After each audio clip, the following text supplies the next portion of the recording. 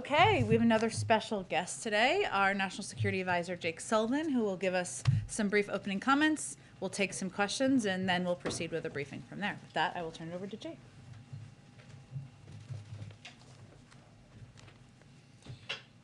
Thank you, Jen. Thanks, everybody. I'm here to provide a brief update on the situation with respect to Russia and Ukraine. We've now completed an intensive week of diplomacy in multiple formats: the Strategic Stability Dialogue, the NATO-Russia Council, and the OSCE. Russia raised its concerns, we raised our concerns, including the actions Russia has taken to undermine European security that Secretary Blinken spoke so eloquently about last week. We stuck to our core premise of reciprocity. We were firm in our principles and clear about those areas where we can make progress and those areas that are non-starters. Allied unity and transatlantic solidarity were on full display, and they remain on full display. The discussions were frank and direct. They were useful. They gave us and our allies things to consider. They gave Russia things to consider. We will now reflect and consult with allies and partners on how to proceed. We're prepared to continue with diplomacy to advance security and stability in the Euro-Atlantic. We're equally prepared if Russia chooses a different path. We continue to coordinate intensively with partners on severe economic measures in response to a further Russian invasion of Ukraine. We continue to work with allies at NATO on changes in force posture and capabilities, especially on NATO's eastern flank, if that scenario arises. And we continue to support Ukraine and the Ukrainian people in the defense of their sovereignty and territorial integrity. We have been very clear with Russia on the costs and consequences of further military action or destabilization in Ukraine. So we're ready either way. We're ready to make progress at the negotiating table, serious, tangible progress on important issues of concern to us, to Europe, and to Russia in an environment of de-escalation, and we're ready to take the necessary and proper steps to defend our allies, support our partners, and respond robustly to any naked aggression that might occur. In our view, diplomacy is the more sensible path. The Russians will have to make their own assessment. In terms of next steps in the diplomatic process, we'll remain engaged with allies and partners and with the Russians and make determinations in the coming days about what comes next. I'm going to leave it there and be happy to take your questions. Is there an agreement to hold more talks with the Russians, Jake? There are no dates set for any more talks. We have to consult with allies and partners first. We're in communication with the Russians, and we'll see what comes next. Jake, could you address this Deputy Foreign Minister's comments, Sergei Ryabkov, suggesting that that Russia could deploy forces or wouldn't rule out deploying forces in Latin America? Is that something that the U.S. is concerned about? Is that something that came up in those discussions? I'm not going to respond to bluster in the public commentary. That wasn't raised in the discussions at the Strategic Stability Dialogue. If Russia were to move in that direction, we would deal with it decisively. And then Jake, just another one on the Russian proposal suggested trying to reach some sort of agreement on keeping exercises away from the line of contact between NATO and Russia, or limiting the deployment of missiles and other weapons. Is that something that's on the table from the U.S. perspective, or is that not something that the U.S. could ever agree to? As Deputy Secretary Sherman said in her readout of these meetings, and as was closely coordinated with allies and partners at NATO, we are prepared to discuss reciprocal limitations on the deployment of missiles as long as Russia is prepared to fulfill its end of the bargain and that there's adequate verification. So we are prepared to have a detailed negotiation on that, emphasis on detailed because the devil is often in the details on those things. We also, as Deputy Secretary Sherman indicated in her readout of these discussions, have said we are prepared to discuss reciprocal parameters around the size and scope and frequency of military exercises, but reporting that has suggested we're going to reduce the number of troops we have deployed or somehow cut back on our overall force posture in Europe, those reports are wrong. Yes. I guess with no more talks scheduled with the Russians right now, as we sit here today, in your view, what is the likelihood of Russia invading? I'm not going to put any kind of likelihood on it. What I'm going to say is that the United States and our allies and partners are prepared for any contingency, any eventuality. We're prepared to keep moving forward down the diplomatic path in good faith, and we're prepared to respond if Russia acts. And beyond that, all we can do is get ready, and we are ready. Are they making the case, though, to invade, you believe? What do you mean by making the case? Is Russia trying to justify an invasion if one happens? I'm not going to put myself in the head of the Russians. As you see from their public comments, they've said many different things, some of them contradictory. Different speakers over the course of this week have given both hopeful signs and deeply pessimistic signs. You'll have to ask them where they stand in respect to their positioning. From our perspective, we can just be clear about where we stand. And where we stand is ready to go down a principled path of diplomacy and ready to respond in the face of aggression. The White House has often talked about this, and you've talked about this in President Biden, about having this stable, predictable relationship with Russia. Given the back and forth over these talks and the threats, is that even still possible? We believe that diplomacy and diplomatic understandings that can be reached between the United States, our European allies and partners, and Russia can contribute to stability in Europe, that it is possible to make progress on things like missiles and exercises, as we just discussed, that ultimately we can get updates to some of the underlying issues related to transparency and deconfliction, that we can get to risk reduction and conflict management so that the overall security situation in Europe is more stable. That is certainly viable if Russia is prepared to engage in a good faith way. If they're not, and they choose to further invade Ukraine, then they are going to deal with the costs and consequences that the United States and our allies and partners will impose. Yeah. You're still saying if.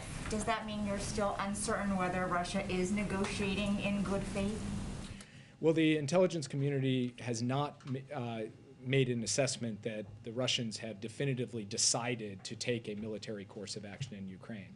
So as things stand right now, Russia has the opportunity to come to the table as we go forward to deal with the very real concerns that we've put on the table, that Secretary Blinken has laid out publicly, and to negotiate in some of these areas that we've just been talking about. If Russia chooses to go a different path, we'll respond accordingly. But basically, we are still at a moment where we believe a path of diplomacy can operate in a way that vindicates and reflects our interests and principles, and we're prepared to work with our allies and partners on that. I think we're united with the European Union, with NATO, with Ukraine, with the rest of the countries of the Euro-Atlantic community on the notion that there is a diplomatic path forward here. We are also united with our allies and partners that if Russia chooses to go a different way for whatever reason or no reason at all, well, we'll be ready for that. Ambassador Michael Carpenter is offering a different assessment. I'm sure you heard him say that the drumbeat of war is sounding loud and the rhetoric has gotten rather shrill. So do you agree with that or disagree? Well, the Russians have put tens of thousands of troops in and around Ukraine and occupied territory relative to Ukraine. So it is certainly the case that the threat of military invasion is high. That's why I've stood at this podium repeatedly over the course of the past few months, warned about that, and laid out what would come as a result of that in respect to a response by the United States and our allies and partners. So there's no illusions on the part of the United States government. There's no illusions on the part of any of us who have been dealing with this issue about what the prospects are for potential conflict and potential military escalation by Russia. The point that I would make today is that the United States and our European allies and partners are prepared for multiple different eventualities. An eventuality that has us at the negotiating table working on these issues in a serious and substantive way, and the eventuality that has us responding to what Russia does in a clear, effective, forceful way that imposes significant costs on Russia for any action that it might take. Yeah. On those actions, looking at Europe right now, it doesn't seem necessarily that they're prepared to join the aggressive multinational sanctions package that the U.S. has talked about. So if Vladimir Putin were to invade Russia tomorrow, are you confident that the sanctions that you've threatened Moscow with and that you would want to see out of Europe are lined up, ready to go? And secondly, the Kremlin sort of picked one element of sanctions legislation that's up on the Hill, the prospect of sanctioning Vladimir Putin personally today, and objected to that. I'm wondering, is that among the sort of package that you've signaled to them is on the table for Ukraine to be invaded by Russia? The main focus of the sanctions package that we've been working with Europe on have been significant financial sanctions with a start high, stay high mentality, not a graduated application of these sanctions, export controls that go at certain fundamental strategic industries in Russia, and other steps that we would take to ensure that Russia actually had to deal with the economic consequences of this invasion. In terms of your question about my level of confidence in our European allies and partners, I feel very good about the level of engagement and the level of convergence between the United States and Russia. A, on the fundamental proposition that there would have to be severe economic consequences, and B, on both the categories, types, and targets of sanctions that would have to flow. Does that mean that the US and Europe are going to have precisely the same list down to every last detail? No. Does it mean that I will be able to stand before you and say the United States and Europe have moved in unison on the application of severe economic measures? I'm confident that I will be able to do that. Can I ask a question about the cybersecurity meeting that you held today? I'm wondering, in terms of the Log4j vulnerability, how many federal, or if federal systems have been affected by that vulnerability, if it was because the government hadn't done the necessary patchwork to prevent it from happening, and if the firms that you spoke with today made any commitments in terms of financial assistance or other assistance to maintain kind of critical open source software, since this seems to be an issue that continues to bubble up. So first, the president signed an executive order last year that goes to procurement of software by the United States government and fundamentally raises the game. And we're in the process of implementing that. And actually where things stand with respect to departments and agencies of the US government today as compared to nearly 1 year ago today when the president took office, we are in a much more robust posture. And that's due to the work not just of the interagency, but of specific departments and agencies that have implemented that executive order. In terms of the session today, I'm not going to speak on behalf of the companies in terms of the commitments they made, but it was an incredibly constructive discussion about ways that the public sector and the private sector can work effectively together to ensure that public sector systems are more robust and resilient and private sector systems are more robust and resilient. I'll leave it at that. We will try to develop, along with the participants in that meeting, an agreed readout so that we're not betraying any confidences. Yeah. On Russia and Ukraine, Secretary Blinken said at the start of the week that he didn't expect any major breakthroughs this week, but that one positive outcome could obviously be a de-escalation of tensions. Given the current state of play, given everything that you've said, what specifically does that look like from your view, Russia de-escalating right now? It would involve them reducing the number of forces that they have deployed in aggressive postures towards Ukraine. That would ultimately be a key part of de-escalation. There are other steps that Russia could take in respect to de-escalation that go far beyond Ukraine as well. But in terms of the proximate challenge in and around the border of Ukraine, that would be an important step. I would also say one other thing that I think is very important that, Tony, you mentioned Secretary Blinken's comments at the beginning of the week.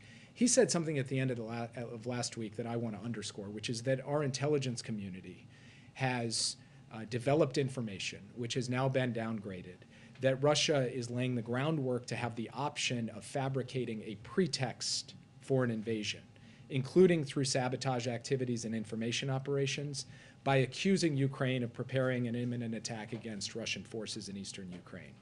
We saw this playbook in 2014.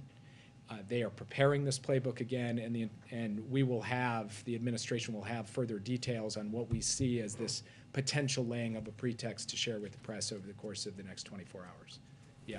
On the flip side of that, I mean, you've made clear that the U.S. will respond in the face of Russian aggression, but I'm trying to get a sense of what the U.S. would need to see in order to actually respond. Would it have to be tanks and troops crossing the border, or would things like moving helicopters and tactical weapons be enough for the U.S. to take steps to impose sanctions? When you say moving helicopters and tactical weapons, you mean onto the territory of Ukraine? Yes. Our position is quite straightforward. If the Russian military moves across the Ukrainian frontier to seize territory, we believe that that is the further invasion of Ukraine, and it will trigger a response from the United States and the international community. Yeah. Thank you, Jake. I want to ask about your current policy in this crisis, but first, if you'll indulge me, I'd like to ask something of a historical nature first. I assume, you'll correct me if I'm wrong, that in preparation for President Biden's first summit with President Putin, held in Geneva last June, the National Security Team undertook a comprehensive review of the official documentary record of all the interactions that President Trump had with President Putin. You may recall during the Trump presidency, we saw reporting to the effect that Mr. Trump and or his aides took some steps to prevent the maintenance of a full record of those interactions.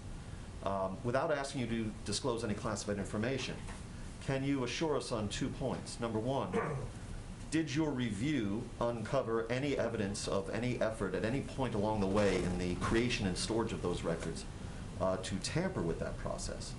And number two, did your review uncover any evidence of any impropriety of any kind or severity on the part of President Trump in his interactions with President Putin? On that question, I've got nothing for you. Okay. So current policy then. This administration has tried without success to use sanctions to compel the military in Myanmar to abandon its coup d'etat. This administration has used sanctions without success to compel China to release the concentration camp inmates in Xinjiang. The Obama administration, of course, used sanctions without success to try to deter Russian annexation of Crimea. Here you stand again, brandishing the threat of sanctions to try to deter a Russian invasion of Ukraine. Why shouldn't this be perceived as clinging to a failed tactic, and why shouldn't President Putin assess on that basis that his adversary is operating from a position of relative weakness? President Putin has indicated that what he does not want to see is further NATO force posture coming closer to his border. President Putin has indicated that what he does not want to see is further American and allied support to Ukraine. President Putin has indicated that what he does want to see is the further strengthening of Russian strategic industries in the Russian economy. We have laid out on all of those metrics that Russia will suffer costs and consequences in the event of a further invasion of Ukraine, and he can make his own determination about what he wants to do, but the United States is going to act. We're going to act with our allies and partners on those issues in those ways. We have the capacity to do that, and we will do that, and President Biden has been clear that that's what we intend to do. Yeah. Sanctions work? Well, so first I would say that if you go back to a personal experience I had, which was the negotiation of first the interim agreement and then contributing to the Joint Comprehensive Plan of Action, we do believe that economic pressure on Iran had a meaningful impact on bringing it to the table and ultimately putting a lid on its nuclear program. There are other instances where sanctions have worked, and of course there are instances across administrations, Democrat and Republican alike, where sanctions have not achieved the full result. And so I'm not going to stand before you and say sanctions are a panacea, they're a tool that solves every problem. But remember, sanctions are only one part of the way that we and our allies are talking about how we will deal with a potential Russian invasion of Ukraine. We have other tools to bring to bear as well. Those tools also bear on the interests and the security capacities of the Russian Federation. And our goal at the end of the day here is not to get into an escalatory spiral. It is to find a way forward consistent with our principles, consistent with our interests, and consistent with open, transparent consultation with our allies to pursue diplomacy. If that works, great. If that doesn't work, we're ready. Yeah.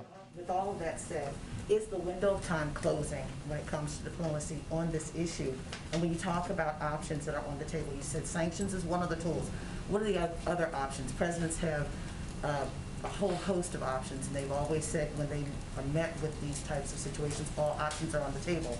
Are all options on the table for this moment?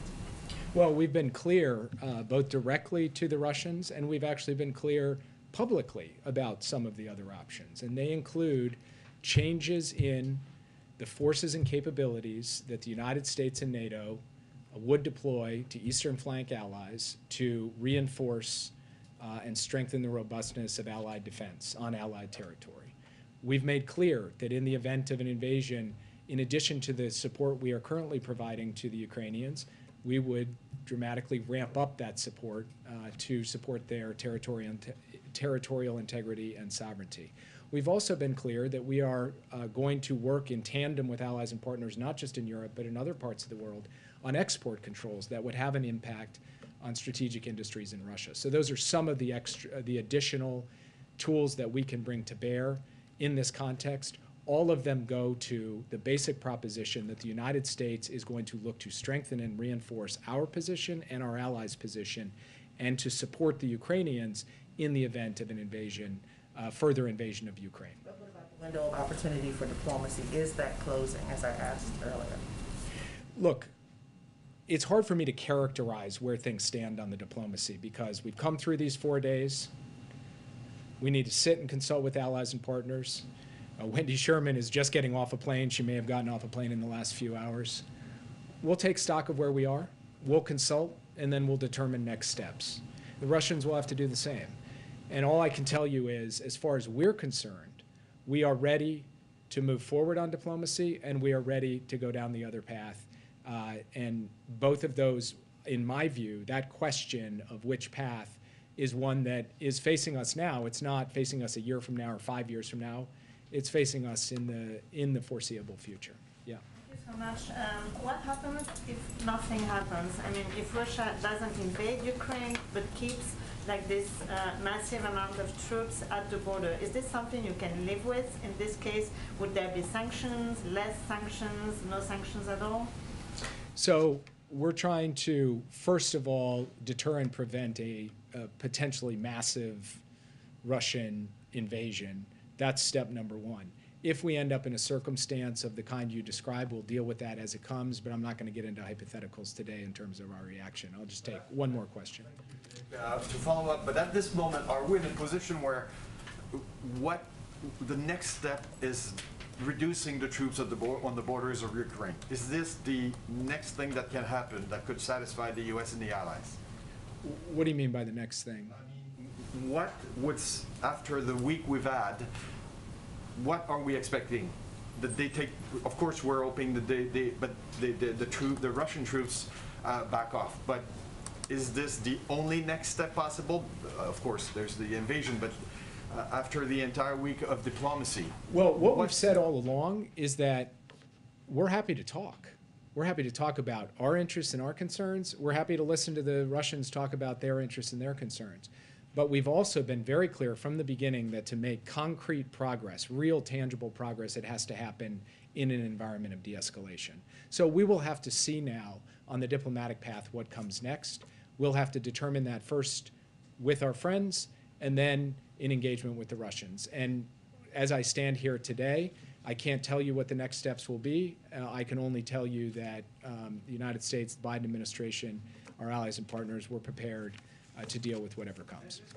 The ambiance in the negotiation today, I mean, you made reference to the pessimist or the different statements we heard, but the Russian officials had a more pessimistic and negative tone. Did they have the same tone when they were face to face with the?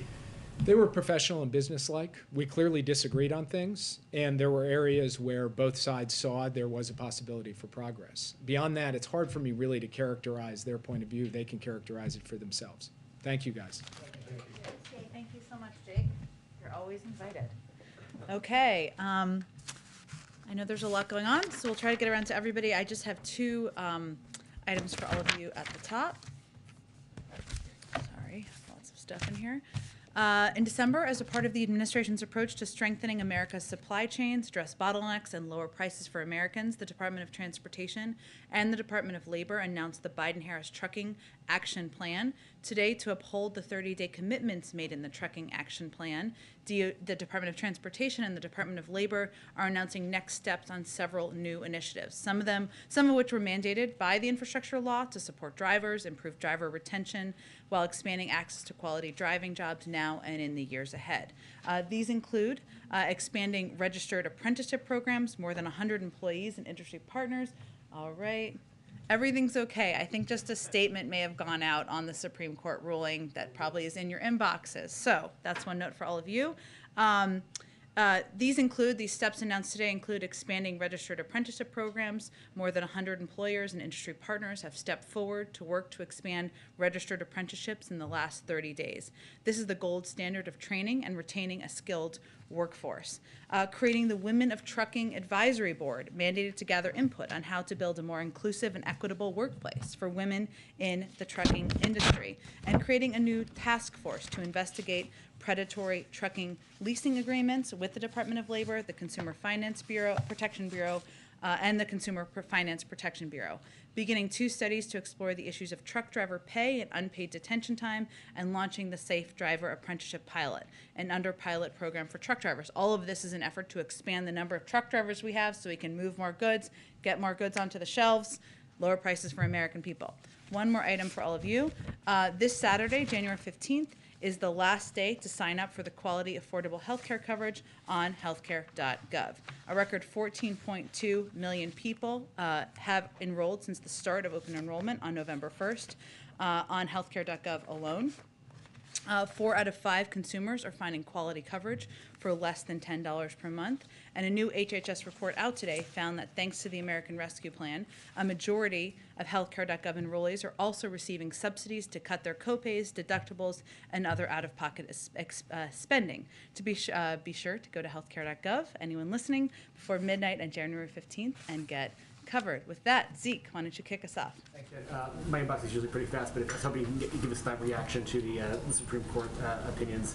And on the substance of the matter there, how much of a blow is this to the administration's pandemic response plan that the employer mandate part of the testing or vaccination mandate struck or halted, and how will that affect the course of the pandemic? Sure. Well, I know there'll be the statement from the president that should be coming into your inboxes any moment now. But let me give you a quick reaction. First, let me start with some good news.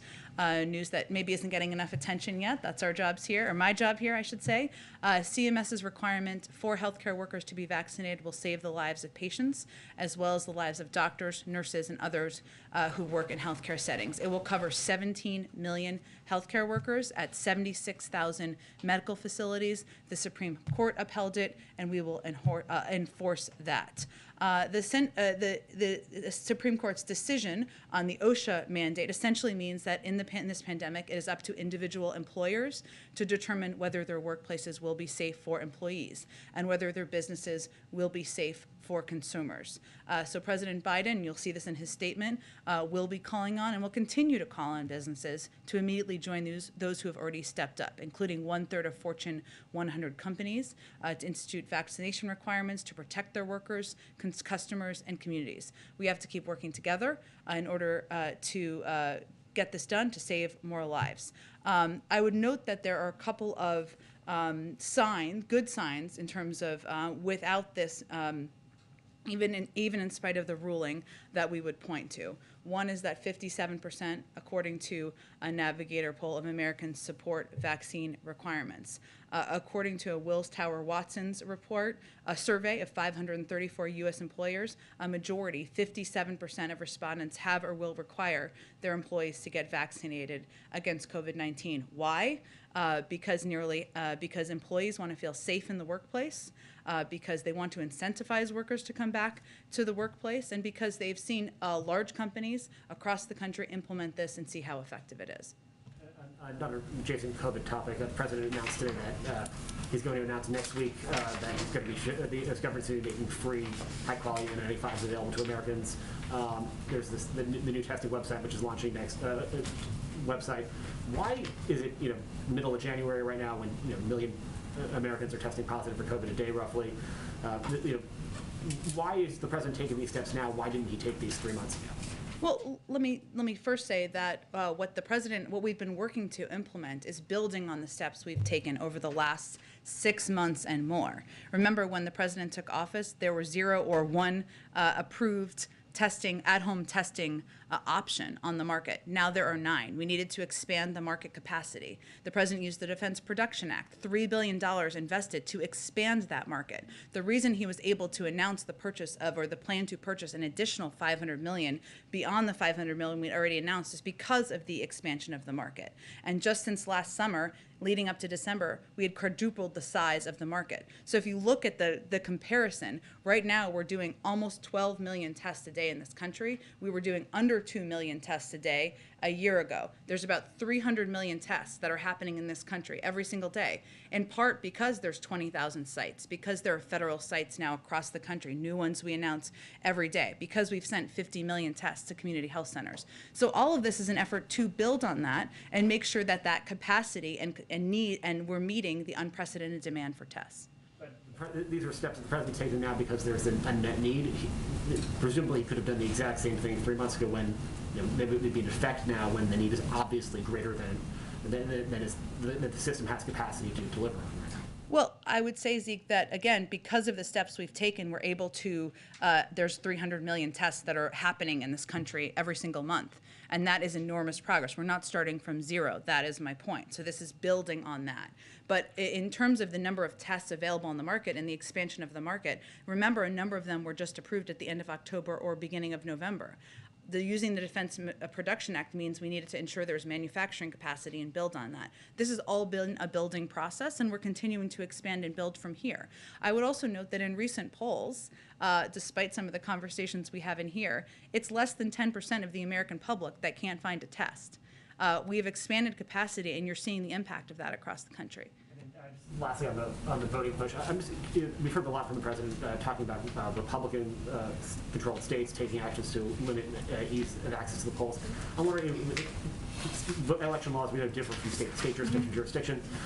Has the president ever reached out to Democratic states, states like New York that don't have early in-person voting, or New Jersey or Delaware that have some different laws that exist, maybe down south, and called and encouraged them to loosen their voting laws to bring them in line with some of the restrictions he's objecting to being rolled back right now?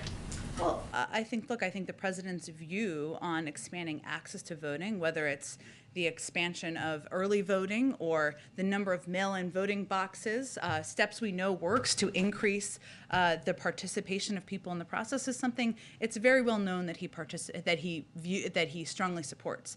The DNC typically does a lot of the outreach on election implementation, but I don't think it's a secret where the president stands, and certainly you heard him say that earlier this week and convey it again on Capitol Hill today. Could you talk about, go ahead. give us a few details of what the back and forth was like with the president and the senators at the lunch? He sounded pretty frustrated when he came out. I think he sounded passionate. That's what I saw and heard. Look, I think the president conveyed directly to the caucus what many people heard him say across the country a couple of days ago, that now we face a systematic effort to dismantle democracy, not just voter suppression, but subversion. You heard him say that when he came out and spoke after he left the meeting. He conveyed that this is a historic chance to save our democracy, need to protect the fundamental form of American government. And his view is this should absolutely be bipartisan. I know we've talked a bit about the history of Senator McConnell's support multiple times over, writing about it in his book for voting rights in the past. There are 16 Republicans serving now who supported voting rights in the past. Even as the president has said, Strom Thurmond did back in the 80s. Obviously, he's not serving today, but just as an example. So that's part of the point he made. Also, I think it's important for everybody to understand that his view is that he would put his record of standing up for the history of the Senate, the institution of the Senate, the rules of the Senate up against anyone's. Democrat, Republican, anyone serving today and before then. But his view is that there are times in history, now is one of them, where you can't allow the protection of process to get in the way of protecting people's fundamental rights. That is also an argument that he made today to the caucus. What happens now with the legislation? Well, Leader Schumer has obviously conveyed what his plan and his path forward is, and I think members are going to have an opportunity to vote and decide and determine what side of history they want to be on. Go ahead. Thanks, Jen. Did Senator Sinema's remarks on the floor today come as a surprise to President Biden, or had she conveyed them in private to the president or to the White House? I'm not going to get into private conversations with any senator, including Senator Sinema. Can you tell us the last time they spoke? I'm not going to get into more details about private conversations. Okay. During his first press conference last March, the president was asked if there was anything he could do to protect voting rights outside of passing legislation. At the time, he said yes, but I don't want to reveal my strategy. Now, can you tell us whether the White House has identified any more executive actions that the president can and plans to take? Well, first I would say the president did sign a historic executive order early on in his presidency. Also, since that period of time, I believe the Department of Justice has doubled their funding and support for protection of voting rights in states. Obviously, he has spoken about this issue very vocally in recent months, since that period of time, multiple times as well. The Vice President has been leading this effort to gather support across the country, and we're of course going to continue to look for ways to protect people's fundamental rights. The next step is, of course, these votes in the Senate. I have a question about a video that Iran's Supreme Leader posted on his website that appears to show a robot conducting a drone strike, killing the former president at his Mar-a-Lago golf club. Is the intelligence community assessing this threat and working with former President Trump to offer protection of any kind? I'm not going to speak to the work of our intelligence community. Obviously, the kind of rhetoric or video from the Supreme Leader is something that we've seen, offensive rhetoric and behavior in the past. But I'm not going to speak to more specifics of internal discussions. But are you aware of the video? I don't have any more details on it. Okay. And then one more for a colleague who's not here. The embassy in Baghdad, the U.S. embassy just tweeted about an attack that happened there. Do you have any details or any response? I don't. This may have just recently happened. I don't have any more details, but we can venture to get you something after the briefing. Go ahead. Back on the Supreme Court's decision, more than 80 million people would have been affected by this vaccine and testing mandate. So what kind of impact does this decision have on the broader effort just to get COVID under control? Well, I think we're already looking at this point in time of more than 71% of people have had both shots to make them fully protected. Obviously, we're encouraging people, of course, to get boosted. More than 80%, 83%, I believe at this point, have had their first shot. We're going to continue to work full speed at doing that. Obviously, this was a step that we announced and we had every intention of implementing because we knew that it was the point where putting in place requirements in the workplace would help get more people vaccinated. The good news is that a number of companies have already decided to do that and do that successfully. And the work and the effort is really going to be on their shoulders. So really it's going to depend on how effective that is. And your message to employees and workers who may see this decision and be concerned about what comes next for them? Our message is that we're going to continue to work with employers across the country and continue to convey very clearly what the benefit of vaccine or testing requirements would be on workplaces, both as many companies struggle to fill their workplaces, struggle to bring people back to the workplace, people who are concerned about their safety, that this is an effective measure, and there are many models across the country to implement it. Go ahead. Thanks, Jen. Should we expect the administration to try to issue a more targeted mandate following the Supreme Court ruling today? I don't have any additional predictions of next steps here. But are you going to try this again, or are you accepting what the Supreme Court decided? Again, they just decided any legal action, I'd obviously defer to the Department of Justice, but at this point in time, what we are encouraging private sector companies to do is to take steps that have effectively worked around the country that the vast majority of employers have indicated they have the intention to do. Okay, and when it comes to the lunch that happened today, Senator Sinema, before the president got up there, reiterated that she does not want to change the 60 vote threshold. Senator Manchin just said now in a statement that he does not want to change that. Has the president accepted that he cannot sway them when it comes to changing the filibuster and creating an exception? I think we're going to keep fighting till the votes are had. But they have said today that they are not changing their positions, despite an appeal directly from the president. And the president spoke to this after. Look, his job is to take on tough challenges, to speak out for what's right. And he thinks making changes to the rules in order to get voting rights passed and protect people's fundamental rights is right. We'll leave it to Leader Schumer on what the next steps are and what the process is from here. But we are going to keep having meetings, keep having calls, and that will be what the president's focus will be. What was his response to seeing Senator Sinema come out just a few minutes before he got up there, which she knew what he was coming to talk about, and say that she did not support it? I think the president was most focused on speaking directly to the caucus, not on her comments. Go ahead. So what is the president's, I guess the administration's backup plan when it comes to voting rights and getting legislation passed? Is there a backup plan? As you heard the president say when he came out of the caucus meeting, we're going to keep at it. We're going to stay at it. The president's... But what does that mean, I guess, is what people would like to know. That means, Caitlin, that any piece of legislation that's ever passed, that's hard, that's difficult, goes through some ups and downs and goes through some challenges. That doesn't mean you give up. That's not what leadership is. Leadership is continuing to fight for what's right, continuing to fight to get something done. That means sometimes it fails. We don't know what will happen next. That means sometimes there are gaps between when you get to move forward. We're going to have to determine what the next steps are. But in the meantime, the president is going to continue to make calls. He's going to continue to engage with his colleagues, and that's where his focus is on at this point in time. Go ahead. Thank you. I had a couple specific ones, but I wanted to kind of follow on that. As you're determining next steps, I mean, frankly, things just seem like they're going pretty poorly right now for the White House. Build Back Better is being blocked, voting rights is being blocked, diplomatic talks with Russia doesn't seem to have brought us back from the brink of war. Inflation's at a 40-year high. The virus is setting records for infection. So as we kind of hit this one-year period and a period where everything seems like it's in pretty rough shape, or nearly everything, which is not an invitation, I guess, to list off some other things.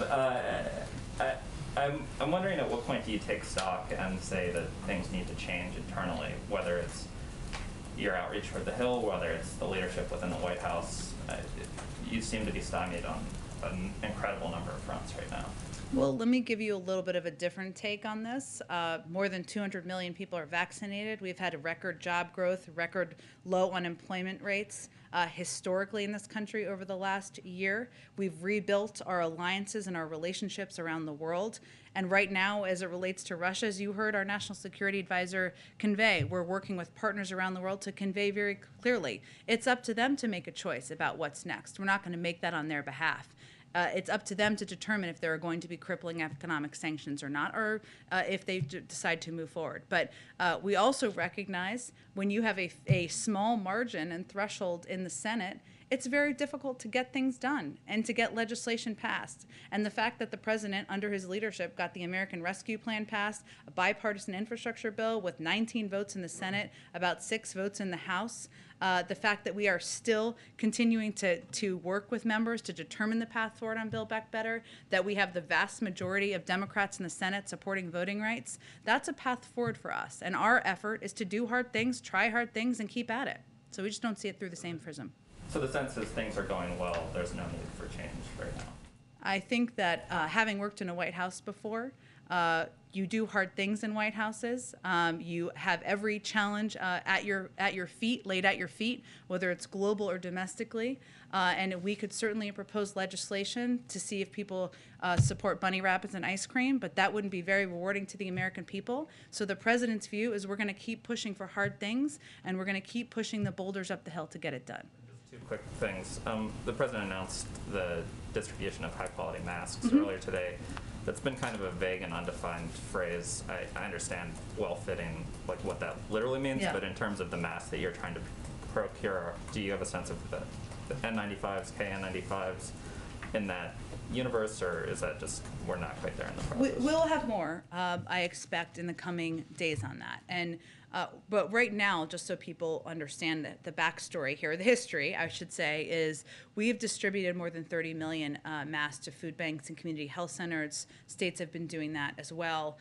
We have a stockpile of 700 million high-quality masks in the government, and they are also widely available across the country. So what we're talking about here is making high-quality masks, as you know, available to the American people for free. There are a lot of ranges of high-quality masks. I think we'll have more details on that, on what that looks like next week. And then, I know you're limited a little bit about what you can say about politics from the podium, but the RNC said today that they would ask their candidates not to participate in debates held by the commission that has done it for the last few decades. Do you or the president have any reaction to that move by the RNC? Well, the president has participated in many debates over the course of his career and believes they play a role in allowing the American people to hear from candidates and where they stand. So I think it's more a question best posed to the RNC on what they're so afraid of. Would he participate in a debate that was planning to run for re-election, at least he said, and would he participate in a debate outside of the commission? I would point you to the DNC for that and any more specifics. Go ahead. The president, when he spoke to reporters after the Senate lunch today, he spoke about the voting rights push in the past tense. He said, we missed this time. What then is the political value in moving forward with these show votes, given that the president effectively has acknowledged that this process has ended and risks potentially shining a light on Democratic divisions? Well, I think you all can count who's for and against each vote, whether it's changes to the Senate rules or supporting these voting bills themselves. And I think it's very people publicly know where senators stand at this point in time. We will leave it to, and we'll work in lockstep with him, Leader Schumer, to determine what the next steps are here. And I know he's spoken a bit to that. But ultimately, this is about continuing to press to move forward on the protection of voting rights and to use it as a moment to elevate this issue as an important issue for people across the country. And of course, any senator is going to be put in the position of determining what side of history they're going to stand on. And that's, I guess, the purpose of a vote. The president also spoke about voter subversion when he spoke to reporters. Yeah. But neither the Freedom to Vote Act nor the John Lewis Voting Rights Act deal with subversion. They're focused more on suppression. Would the president want to see Democrats, if this process does move forward in the future, address laws in these 19 states, some of which would potentially allow for the overturning of a free and fair election? Well, the John Lewis Voting Rights Act, actually in Section 112, actually makes it illegal for state officials to willfully fail or refuse to certify the aggregate tabulations of votes or certify the election of the candidates receiving sufficient such votes to be elected to office. That is obviously addressing a root problem we're seeing in laws in many states across the country. And what these laws are meant to do is provide some fundamental baselines for protections for voters, and that's an important part of doing it. Obviously, there's more you will continue to build from there, but that's an important component, I think, that sometimes everyone isn't always aware of in the John Lewis Voting Rights Act. Oh, go ahead. One unrelated question about the U.S. Postal Service. Yesterday, the Board of Governors elected a new chairman, someone who has expressed support for Postmaster General Louis DeJoy, who, as you know, has had a very controversial tenure. What's the White House position on the persistent delivery delays that the Postal Service seems to be experiencing, at least anecdotally, and DeJoy's current place as Postmaster General? Does he deserve to have that role? You know, I love anecdotal data. I will tell you that going back to the holidays, 97 or 98% of packages from the Postal Service were delivered on time. So there may be anecdotes from that 1 or 2%, but that's actual data. There are delays region by region, but I think. Okay, but 98% across the country.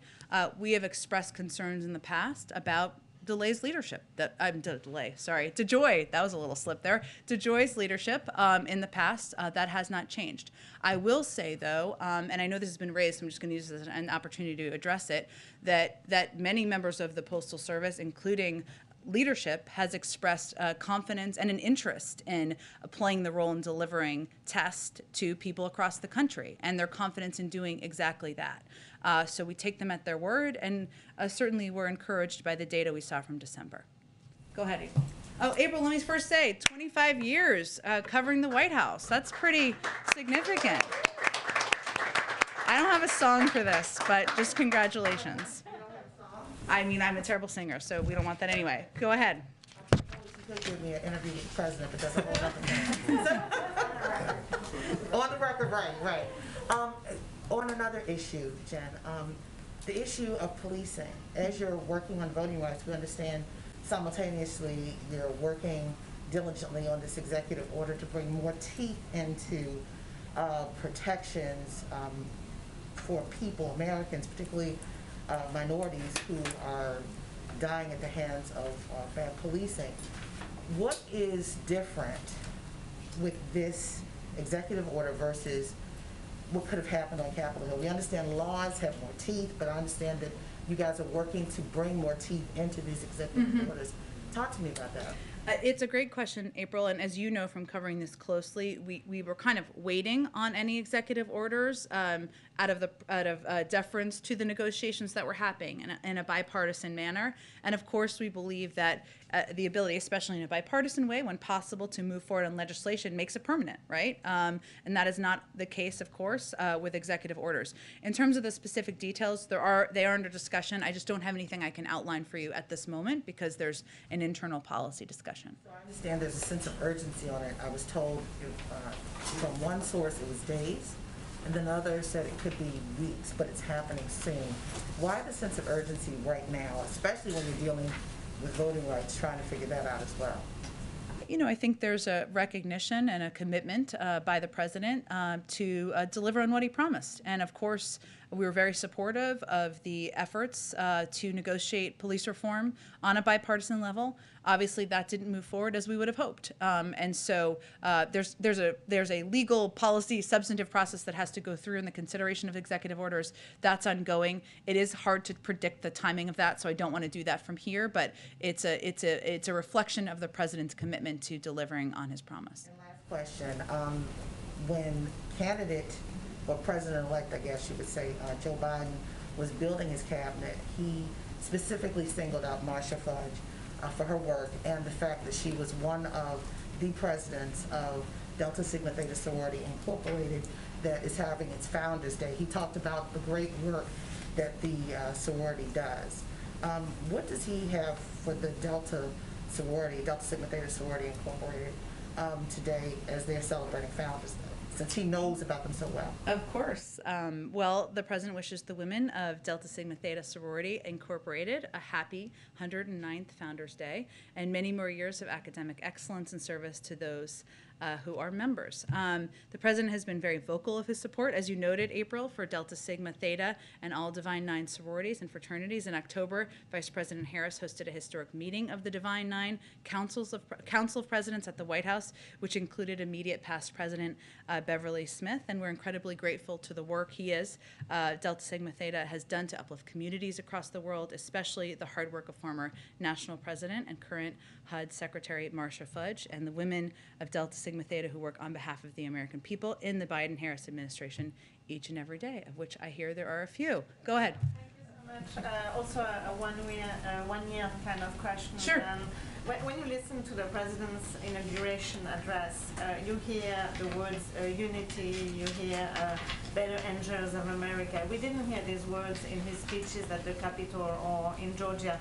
Does it mean that he has changed his state of mind, and does he think that America can't be unified anymore?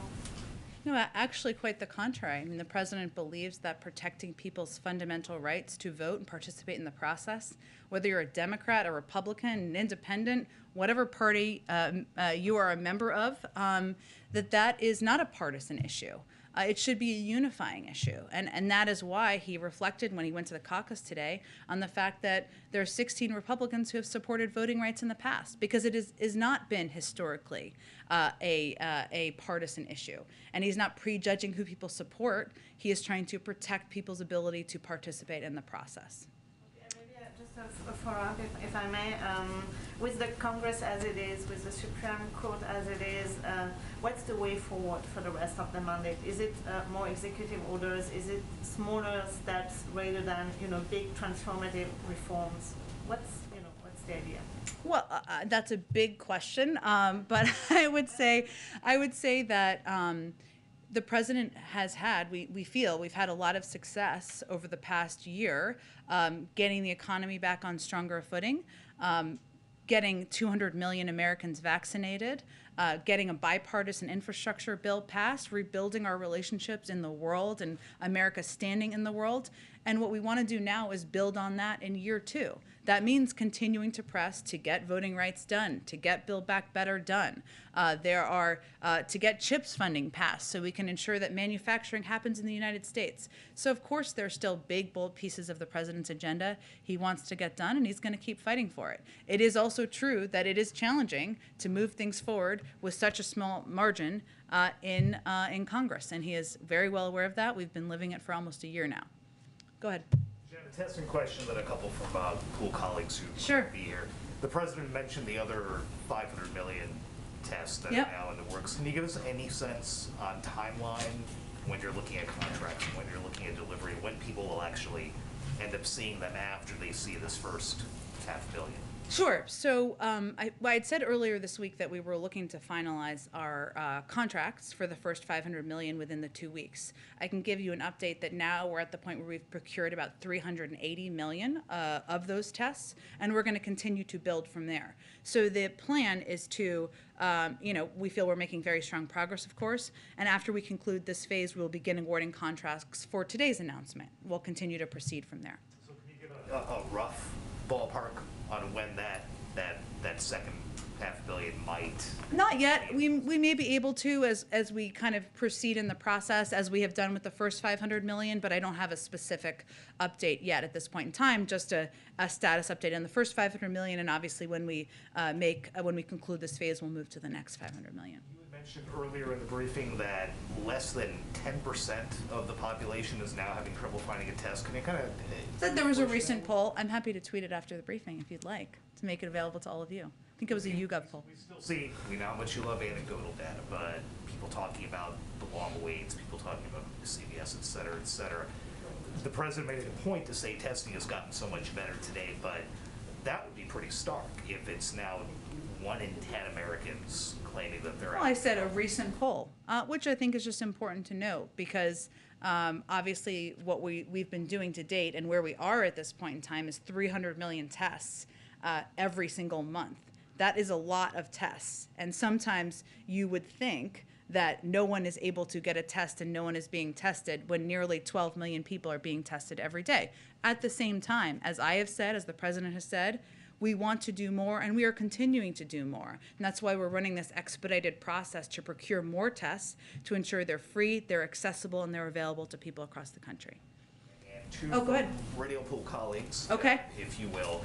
The FAA ground stop earlier this week on the heels of the North Korean missile test. Can you give us an idea what information you all have about that? And is there a fear that these tests, North Korean tests, may actually pose some type of danger or issue for U.S. civil aviation? I believe the FAA has spoken to this and taken kind of a look back at what happened. I think it was a 15-minute ground stop, and they have reflected on the procedures that happened and taken a look for them moving forward. I would note that our national security and most importantly our defense officials across the country after those tests conveyed that no officials were at risk.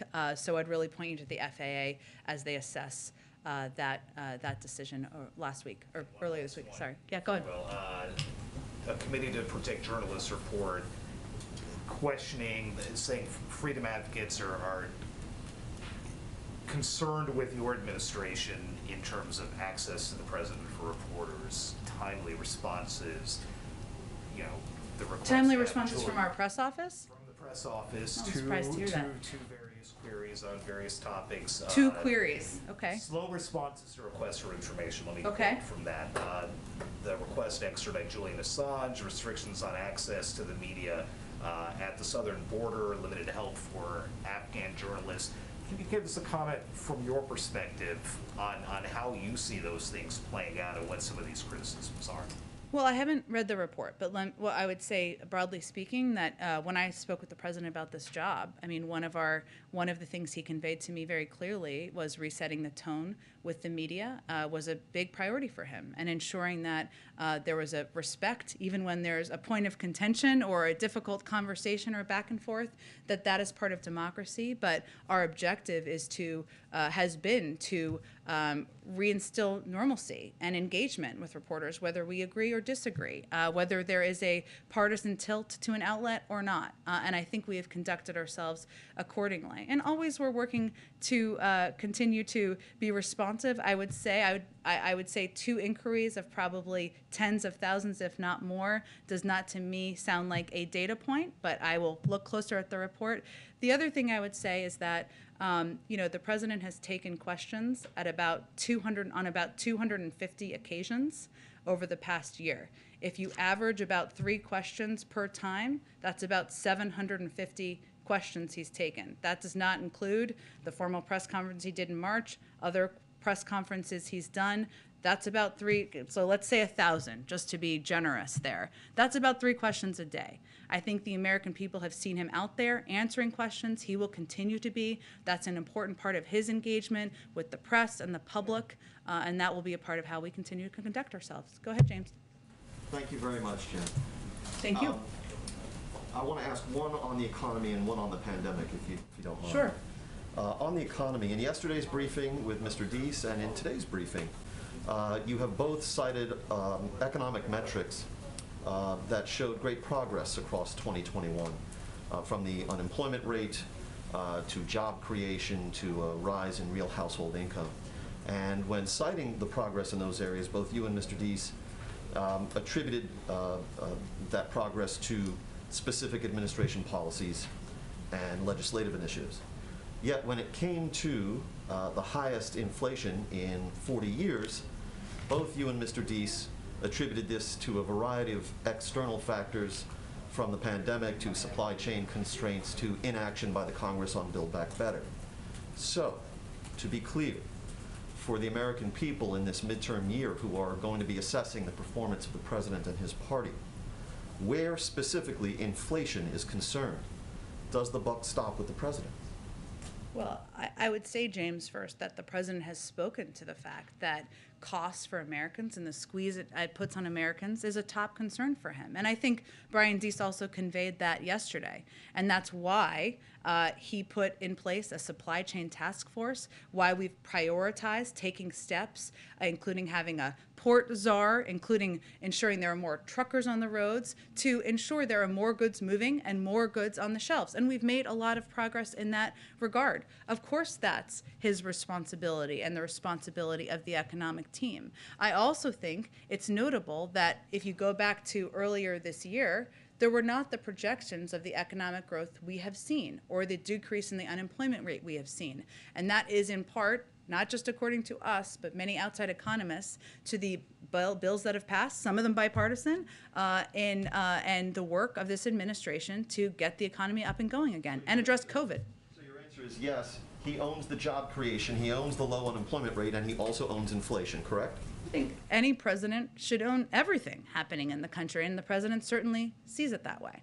Pandemic. The president's remarks this morning included yet another exhortation to the unvaccinated population to get vaccinated. He has, since assuming office, made dozens and dozens, perhaps hundreds, of these kinds of appeals to that particular population. Do you have any evidence? Indeed, do you have any sound basis for determining at all whether he is having any success in urging that population to do as he counsels?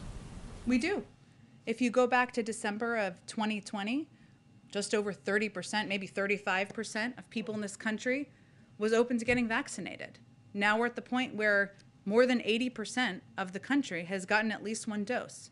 What the president also recognizes is that he's not always the most effective messenger. Everybody in the country is not looking for him to tell them what to do. He certainly knows that. What's most important here is for people hearing from local leaders, pediatricians in some cases, doctors, people who have different political beliefs out there, conveying clear, accurate information about the effectiveness of these vaccines. We think all of that has had an impact, and a lot of that is stuff that we've implemented. How do we know that 35% of the American population was willing to get vaccinated a year ago? I can give you the data. I'm happy to give that to you after the briefing. It was a public poll. Go ahead. Thank you, Jen. I have two questions, one on Haiti, the other one on Canada. Sure. The first one on Haiti. Yesterday was the 12th anniversary of the terrible earthquake of 2010. The effects are still being felt over there. How has the administration, or has the administration followed up on the migrants that were deported last fall, back the thousands of them that were deported over there? Related to the earthquake? Related to the earthquake, but considering the situation over there, 12 years later, what kind of follow-up has been done with the migrants that were sent back last fall? Well, we have a very large presence on the ground, a diplomatic presence on the ground in Haiti, and that has continued to be the case. We are also one of the largest, if not the largest, provider of humanitarian assistance to Haiti through NGOs and many outside groups in order to provide assistance for the range of challenges that people in Haiti have gone through, from earthquakes or natural disasters to obviously the challenge of the assassination of their leader that happened happened this past summer. So we will continue to be providers of humanitarian assistance. Our diplomatic presence there is on the ground and working closely with trusted leaders in the region, in the country, and we remain committed to that. You haven't been, the Americans on the ground, the officials on the ground, haven't been in contact with the Haitians who've been deported from Texas, for instance, last fall? Well, I would say we have a diplomatic presence on the ground that's in touch with a range of Haitians who either have been sent back or who need help and assistance, and we work closely with local authorities to make sure that the humanitarian assistance is getting exactly to the people who need it. Canada, Jen, I just want to check something with you. Considering the multiple recent trade setbacks with the U.S., the conservative leader in Canada this week claimed that the U.S.-Canada relationship is at its lowest point in decades. How do you see this? We don't see it that way. We view Canada as an important neighbor, an important partner, a country we are aligned on in many democratic values. We work with on a range of issues facing the global community, and that is certainly the view of our government here. You don't feel a frustration towards, for instance, the fact that the Buy America measures are still imposed actually more strictly under this administration? We are certainly familiar with the frustrations of some leaders who have been outspoken about it and spoke to it when they were here. And I would just reiterate that our objective here is to make electric vehicles specifically more accessible to Americans, to lower the cost here for Americans, and that is why the president pushed so hard for those provisions. But we see Canada, continue to see Canada as an important partner in the world. Go ahead. Just on the president's first anniversary in office, what does he regard as his single most important achievement, and does he acknowledge that any mistakes have been made, and if so, what's the biggest mistake? Well, I would say first that the president is very proud of the progress we've made in getting 200 million Americans vaccinated. Very proud of the work we have done to cut the childhood poverty by 40%, to help Americans who needed a little extra help get by through a challenging economic time. The work we did to get a bipartisan infrastructure bill passed and to rebuild our place in the world. There are many others, I think, nominating and confirming historic judges across the board, ensuring that our administration up and down the ranks looks like America. And I could go on from there, fighting to take steps on climate in a historic manner that has been more than any administration in the past.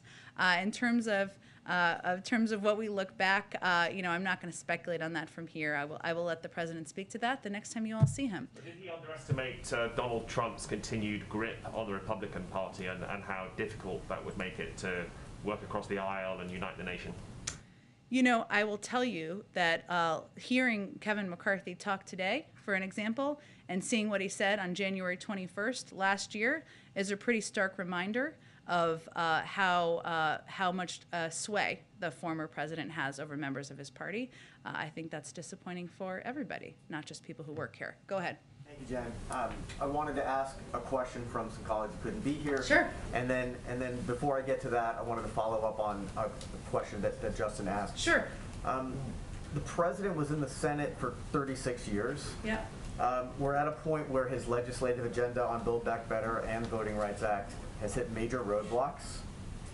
Is there some introspection that his approach to the Senate is not working, and are there changes that he's making to his approach to the Senate, given his experience there? Well, I would also point to his experience leading him to stay focused and committed to the bipartisan infrastructure bill, something that many said could never happen. And when it was voted on, 19 Republicans voted for it. He leaned on his experience in the Senate to get that done. He leaned on his experience in the Senate to get the American Rescue Plan done and passed into law. And he will continue to lean on his experience in the Senate and as a former vice president to press for voting rights legislation, to press for Build Back Better, and getting those pieces of legislation done. So I would say, the successes we had in the past year and that he had, despite the fact that there was a slim margin, are actually, I guess I'm biased, but pretty impressive given the margin we had in the Senate and the challenges we had up against us. given that he's ending his first year underwater in the polls, more Americans disapprove of his job in office than approve of his job in office. What is he planning to do differently in his approach to the job in the second year that shows that he's listening to that disapproval? Well, I think what you see in most of these polls is a real frustration and exhaustion with COVID, and the fact that it is not over. We share that. We understand that. People are fatigued across the country. It's impacting how they live, how they work. They're worries about their kids, their ability to experience joyful things in life like concerts and going to restaurants and seeing friends. We understand that. The president knows that the most important step he can take is to continue to fight to get the pandemic under control and also to lower costs for Americans across the country. So I would say it's a continuation of the fights that he built a great deal of a base for over the course of the last year. The president doesn't think that the disapproval rates are a reflection of the way he's approached the job? Again, I would point you to what most data shows you, which is a frustration about COVID and prices, and he believes, and he's believed from the beginning, that addressing COVID and the economy are number 1, 2, 3, 4 issues, and that continues to be the case today. Just a couple questions from colleagues who couldn't be here. Do Biden and Putin have plans to meet in the future? I don't have anything to predict for you on that front. As Jake mentioned, we're just, of course, concluding the third round of talks. People are going to go back to their capitals. They're going to discuss and assess and see where things stand. So in terms of next steps, we'll have to see. We'll know more over the coming days. In those talks, is there a deadline for Moscow to de-escalate in Ukraine? Again, I'm not going to set any deadlines here. Ultimately, the choice is really up to them. Are they going to proceed in invading Ukraine? If so, there are going to be severe consequences and economic impacts that will be devastating to the economy there, far beyond what happened in 2014. If that's a choice they want to make and they think that's to their advantage, that's a choice they only have the power to make that. Thanks, everyone. Thank you.